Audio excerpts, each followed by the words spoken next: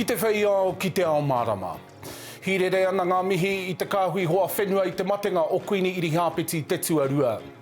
She's provided a sense of continuity and stability for us. So she's a real symbol of dedication to service. Ki Turangawaewae rawa tangihia tahitia I te ariki o Ingarangi e Kīngi Tuheitia. Ko ngā iwi o Taranaki kei te hiahia whai wāhi nui ki te whakatahinga o te ngārara e-coli I o rātou kōawaawa. Regional Council's approach has been to look to the farmers to provide solutions, which is a bit illogical because it's sort of like asking the fox to design the chicken coop.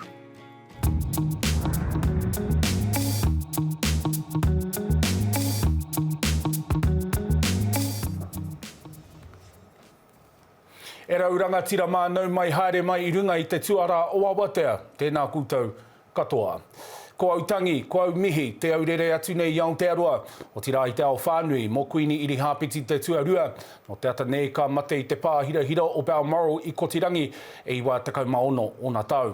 Kua whitu te tau ia, e noho ana hei ariki tapairu o Piritana Nui, me o na hoawhenua. Ka ore he ariki o Piritana Nui tu atu I aia mo te roa o tana noho ki te ahurewa o na mātua tīpuna. Ko ia te tuarua I te ao katoa, mai anō, hei ariki, mauroa. He kapua whakairi ki runga o rānana, ko Kuini Irihāpeti Te Tuarua tēnā kua riro atu ki te pautūtanga nui. I tuku atua Aotearoa ngā roimata aroha ki tana mahi ki te iwi whānui. Remember her for her service primarily. She worked right up until her death at 96 years old. So from the time she became a very young monarch right until her death, she worked in the service of people. I think people will remember her as someone who was dignified and also who was capable in her personal moments of great warmth and reflection. But I'm confident that all New Zealanders respect her as a person who was committed to the notion of Commonwealth. Ngā hononga o te kuini ki te motu nei, he motu hake, he auroa. I must say it gave me a jolt in my heart that our beautiful queen, my queen, our queen, has now left us. This is a special day in our lives to remember forever. I remember one night she drove us in her car in the depths of the darkness of the area there. It was quite frightening because there were no lights. I'm thinking, oh my gosh, but she knew her way very well. Some very special moments where I think with her beautiful dogs, which were very, very beautiful corgis, quite large.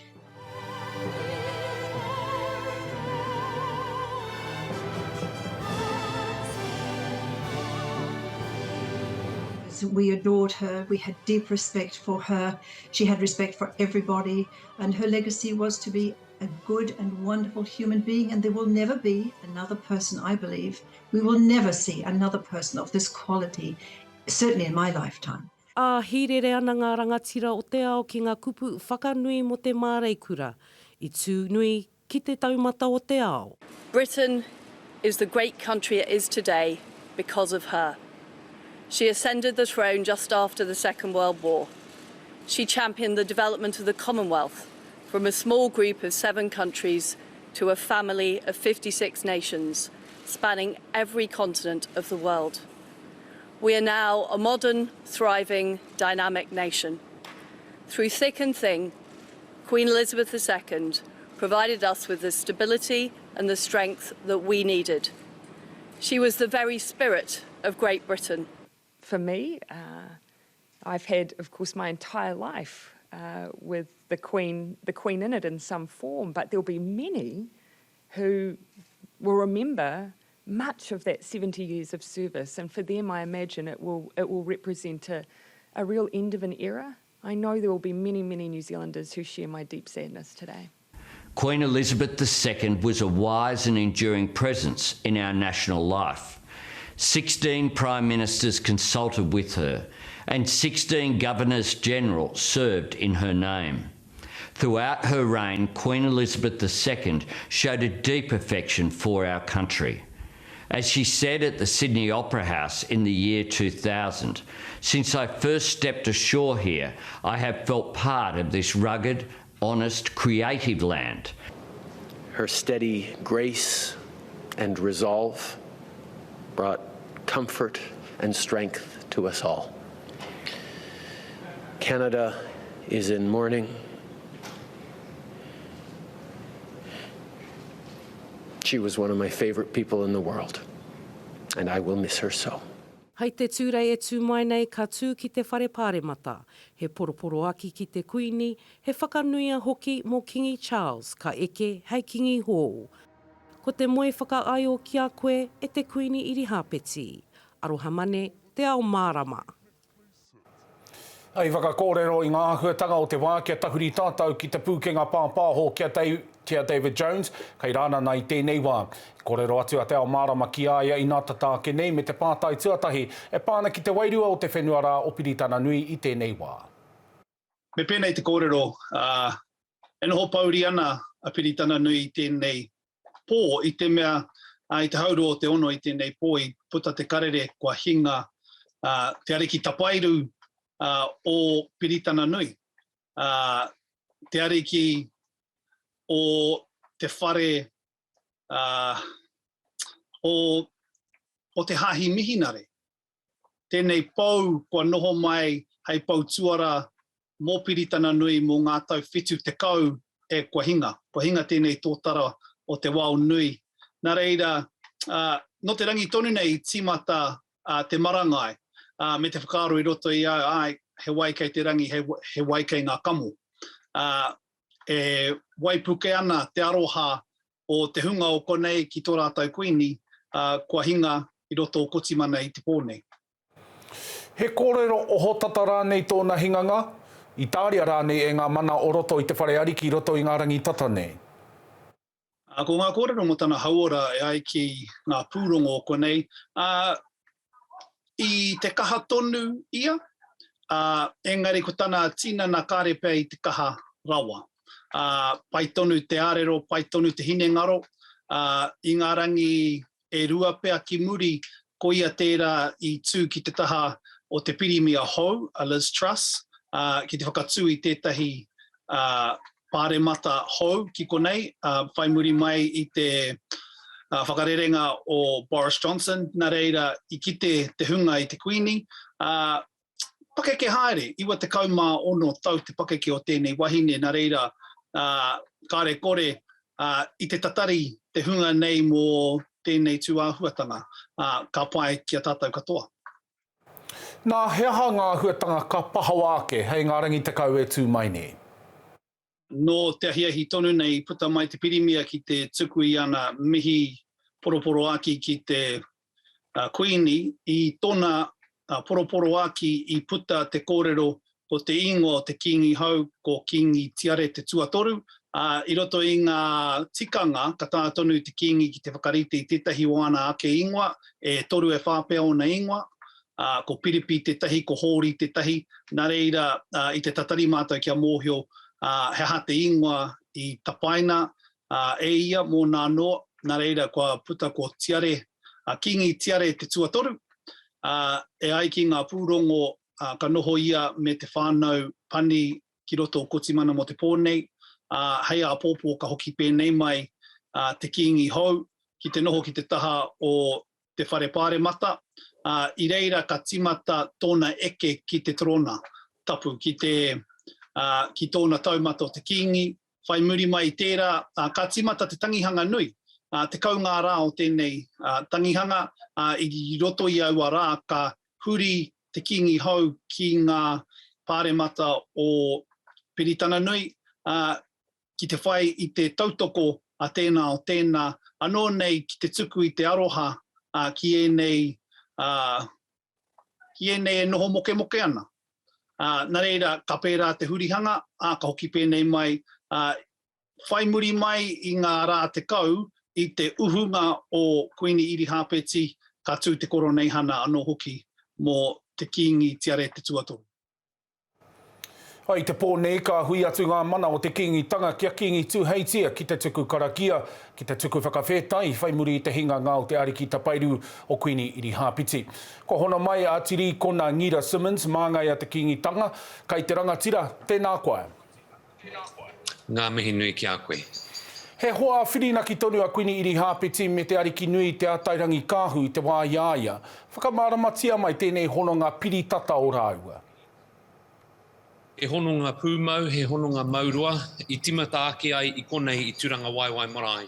I ngā tau 50 i te tainga mai o Kuini Irihāpeti ki konei, i taua wā ko Princess Piki tērā, e tuku ana i te ringa pōwhiri ki aia, o tira i te ringa manaki, te ringa aroha. I taua tūtakitanga tuatahi, i reira ka hono atu rāua mō ngā taumaha, mō ngā tau kei mua i te aroaro. Pitu te kaumāwha i hoki mai a Kuini Irihāpeti ki konei, ki te tomo i te wharekai o Turangawaewae marae o Kimiora, me te mohio anō i ngā tau 25 ka hoki mai a Kuini Irihāpeti ki te waihanga i te ture te whakatau kreme o Waikato. Ko ia ngā ahuatanga i Wainganui i enei o ngā Kuini mō ngā tau roa kua hipa ake nei. Mō tōna hononga mai ki Te Ao Māori, he hato na tino mea i waiho hei taonga tuku iho? Pērā pēr ko ngā whakataunga kreme o tēnā iwi, katoa mai ka mana i raro i tāna noho hei Kuini. Nō reira, he hakoa i roto i ngā tau kua hipa ko te karauna Pākehā tērā e tāmi nei i te iwi Māori, me whakaro anō hoki tātou, ko tāna mana, ko tāna karauna anō tērā, ea ai tērā tuāhuatanga, kia tau te mauri, kia tau te rongo mau ki runga ki te mata o te whenua. Ia te kupu whakapāha, ka tuku ki tēnā iwi, ka tuku ngā kāwanatanga o New Tireni nei, i raro i te mana o Kuini Irihāpeti. Mo te whakaki tapu ai nui, he huarahi tērā kua roa e takahia ana e te Kīngi Māori e Tuheitia te whakaki ngā tapu ai o tōna māma, ko Kīngi Tiare i tēnei wā e whai ana i tērā huarahi. Kōrero mai mo te whanaungatanga, mo te hononga ki Wainganui i ngā Kīngi e rua nei. He hoa pūmau raua anō ki a rāua i te tainga mai o Piriniha Tiare i roto i ngā tautatāke nei, ka kite atu i a Kīngi Tuheitia i kōna pue ake tēnei hononga. Me te mohia anō no ngā mārama tatāke nei i wehea te puhi ariki me te makau ariki Ingarangi, nā runga i te reo pōwhiri o Piriniha Tiare. I nā nei ko ārake, ko Kīngi Tiare te tuatoru, ko ia rā te hoa haere mo Kīngi Tuheitia pō tatau te wherowhero te tuawhitu. Hei tēnei pō ka tuku e mātau te tari o te Kīngi Māori i te reta motuhake nā Kīngi Tuheitia kia Kīngi Tiare, ki te tuku i tāna aroha, ki te tuku i tāna whakaaro nui, ki te whānau kāhui ariki o Ingarangi, me te hunga katoa o te rāwhenua. Ki te hoki aku mahara ki te wā i te ariki nui, tōna matenga. Kei reira pēr tētahi etahi tūwhiri a Kīngi Tuheitia, kia Kīngi Tiare mō ngā rā te kau kei mua tonu i te aroaro, me ngā uauatanga ka hua ki runga ki aia.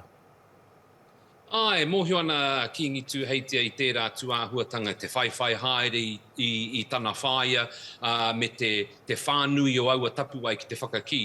Ko tā te Kīngi a Kīngi Tuheitia, me motuhake tōtu, whakaaro nuitea i ngā mahi a tō whaia o tūpuna katoa, engari me motuhake tōtu, i rungi te aroha, te humārie, me te kotahitanga. E te rangatira, tēnā koe. Kia ora rā. Ke whakatātātai mo te wā poto kai tua ke tonu, mai kore ake a Kuini Irihāpeti, i rewa ai te haki tino rangatiratanga ki te ao, ka kōrero mātau kia hone harawira.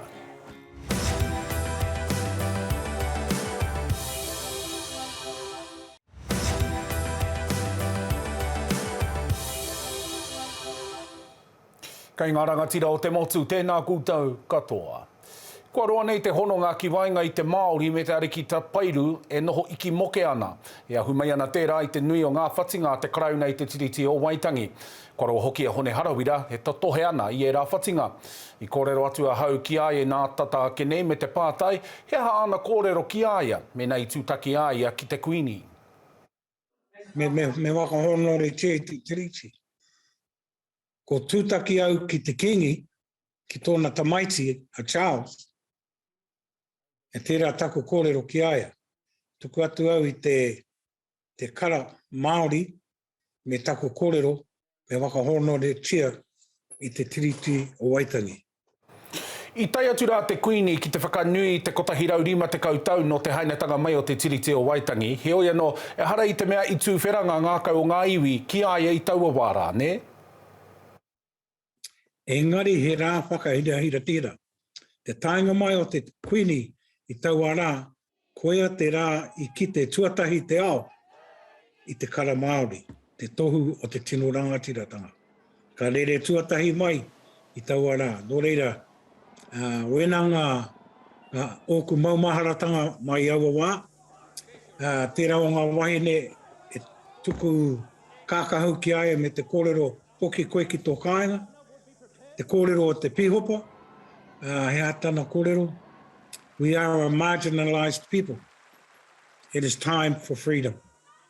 Sa koia wena wetahi o ngā whakaro mai aua wā. Koia te kanohi o te karauna. Koia te kanohi o tērā taha o te tiriti o Waitangi. Hakoa i haina tia e ona tūpuna, i haina tia e wā tātou tūpuna. I enei wā ko tāua. Tō reira e tikana kia mihi atu ki aia i roto i te ao o te tiriti o Waitangi. Ka iha te tūranga o te tiriti i tēnei wā? Hino, ka hoki aku mahara ki te kōrero o taku karani papa i tōna hokinga mai i te pakanga tuarua. Me te kōrero, hea te take i haere mātau ki te pakanga, kia kite te ao i te Māori e tūana i tōna tautoko i te kaupapa o te tiriti. Kia kite te rātaha e tūtuna na mātau te tautoko i te tiriti o Waitangi. Pera anu ki mātau i tēnei wā. Hako te roarua o te wā, hako ko rere tēnei kāwanatanga, ko huri ki tērā, ki te whero, ki kōrangi taroaki wā ki te ao Māori. Hako te aha, ka tūtonu te tiriti o Waitangi. Me ona āhuaranga kato, kia kaua tātou, e whakarohia ko te tiriti he tohu kia tuku pūtea ki te iwi, e kā. Ko te tiriti he tohu mo te rangatiratanga o Aotearoa. E kore motu tērā. Te matu e hona ko pautawa kia tāua tēnā koe. Tēnā koe. Me te mea noki rā e tūmama, e tikana kia mihi atu ki aia. Mihi atu ki aia te mea ko mate te rangatira, o tōna ko mate te kuini o Ingarangi, ko hoki atu ia ki tērā atu o te arai. I te wā e orana, ko tōna tū he tū rangatira, ko tōna reo he reo rangatira, ko ona mahi, ko ngā mahi rangatira. Tore tikana kia tuku atu ngā mihi ki aia, i tōna haerenga hoki ngatu ki tēnā tū o te arai. Me te kōrero, ina ki tanei taku karani pāpā a kahitaki moana harawira, me ona hoa o te rua te kau māwaru, tuku mihi anora ki a rātou mai a mātou o te ao Māori. Ko te hua kita e-coli kei te kitea i ngā whakamātautau a te kaunihira arohe o Taranaki mo te oranga o ngā wai o te rohe. He tohu tērā, ko te tuku mate mau ana ki te wai, ka tūkino pēa i te tangata. Kai te awanga ngā iwi o te rohe ki te rautaki a te kaunihira ai whakatika i tēnei take. E puku ana te rā i te korenga te kaunihira e mahitahi ana ki ngā iwi. Koe nei ngā awa o Taranaki e rere nei, engari tērā tētahi mate nui e haere ake nei, nō te mea koe nei te kāinga o te ngārara e-coli.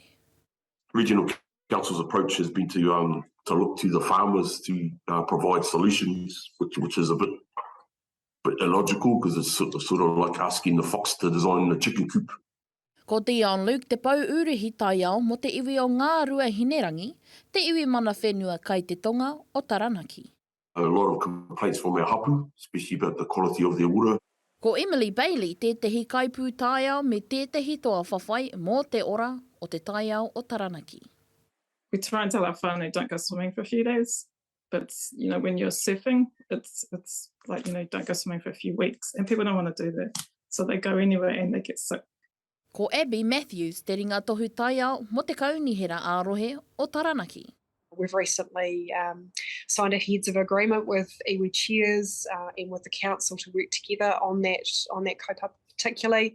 We've employed a couple of iwi planners that are helping us, sitting alongside our planning team and helping us write our new natural resources plan, which is really exciting. So we don't see that as working. It hasn't worked. What needs to change is our hapu and iwi need to be involved in all the discussion. I te tau 2020, ka whakatauria e te manatū tāiao te kaupapa mō te mana o te wai, he huarahi e mahi tahi ai ko ngā iwi me ngā kaunihera. So that's our opportunity, I guess. We need to work together to ensure that we have different outcomes for our awa. Kei reira te tumanako o ngā iwi o Taranaki, kia mā haere ai ngā wai o te rohe, kei tūreiti rawa. Wai mānea nuri, Te Ao Mārama. Ka hoko nā te parawa koro he hengi hāngi tuatahi ki ngā toa hoko maha o te motu. He hononga tēnei ki wainga i tētahi o ngā tino kamupene mahi ngā kai no āhia o Aotearoa a Old Country Foods me te hāngi master, Mary Spraggan. Tuia i tēnā kai te whakawhānui hea hoki e rātou āna mahi kai, kia miti kore, kia mea whakauru kore. Kai te tiro atu ki ngā mākete kei tā wāhi, i ngā hoki kei te hau tō rātou rongo ki aua mākete rā. Kai a māre nā mane, te roa ngāke. He hanumitanga o te kai Māori me te kai āhia. He roa, he uaua te takanga. Engari, he kotahi miniti noa te whakamahana. I tīmata iau e tunu kai ana i roti taku tō, ka hara mai tama pāpā ki te kai tō mātou toa. Nō reira ka whakaaro nei te kaumātua nei, me pēhe te hono, te kai Māori me te kai o Taiwan. E mahi tahi ana a Riwi Spraggan tohunga tunu hāngi ki tō takuta Amy Savaltaha, kai whakahaere matua o Old Country Foods. E tūmanako ana raiwa ma te whakakotahi i nei kai, ka tō kene te tāwara o ngai nui puku. They also cook in the ground as well. They call it a tū yao. Yes, that's right. Tū yeah, yao. earth oven. Yeah. Earth oven, and so it's like our hangi pits as well. So there's a lot of similarities with our people in Taiwan. Yeah. So I think that whakapapa of joining, took us 2,000 years to get together. That's right. But we're here. Hey, it's 2022. Let's do something different, but celebrate Te Wiki o Te Reo Māori. E mātua whakarite ana a tākuta Savao kia tuku tana kamupene i te kōwhiringa karo huarehe, te Ngāti kore, MSG kore, me te tāroki kore ki ngā kai katoa, me te hangaruatia ngā tākai o a rātou kai. Kua timata hoki tana tima te kohi i a rātou kai whakauru mai ngā wāhi noho tata. So one of the big things when it came to the business is to go, look, let's get rid of all the additives, the preservatives. This stuff is frozen. You don't want anything to compromise the taste.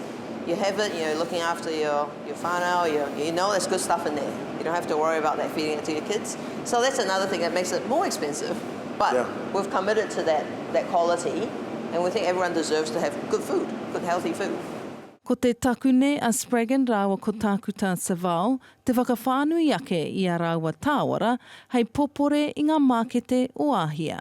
I reckon the real market is when we sell it back to Taiwan. That would be amazing, actually. That would be full circle. Yeah, full circle, and sort of follow the whakapapa around Te Moana Nui a Kiwa and then end up in Taiwan. But I think dumplings, we're going to try a few things, whether it's paoa, pork buns, paoa dumplings, smoked or hangi, or kina, or titi, or whatever. The world's open for us to try everything. So we've found a really cool vessel now.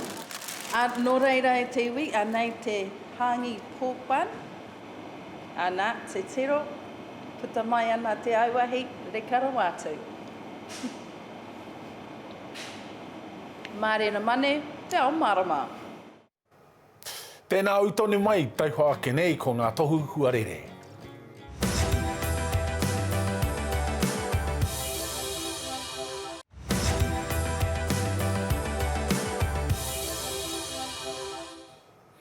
Nau mai, hoki mai. Inaine, kia tirohia e tātou ngā matapai huarere. Tuatahi ki kai tāia ko tōna rangi paki mo koutou me he kapua i te hiahia. Ki te rotorua nui a kahu, he ua, he hautonga whakatera whiti. Me ngā motu, he kapua whakairi ki runga i a koutou, me te ua i e tahi wā. Ki te whakanui a taraka ka puapua te rangi, he ua kaheke hei te hiahi, o tautahi he rangi paki, aha koa e pūtahi, e iriake ana i runga rā. Me waiho pai, he rangi pai, he hauhunga ka noho hei te ata. A kāti koina tā te ao e pupuru nei, tēnā toro atu ki te whārangi ipurangi, te tau pānga rānei a te ao Māori News, mo te roa ngātu o a mātou kōrero. Kia Māori ori, te noho.